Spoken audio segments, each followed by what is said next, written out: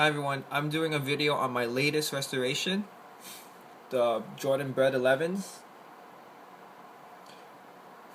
There's going to be a link of the before and after pictures on my website, j1boutique.com.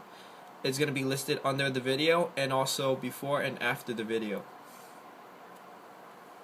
As you can tell right now, this is the finished product.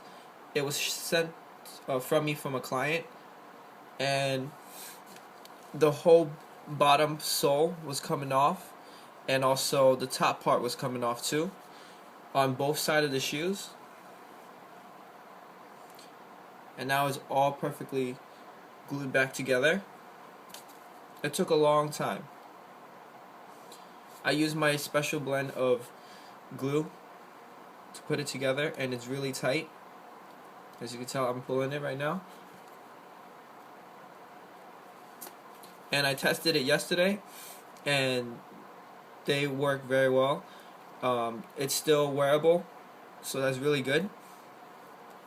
And I also cleaned up the shoes for him because he had a few black spots over here.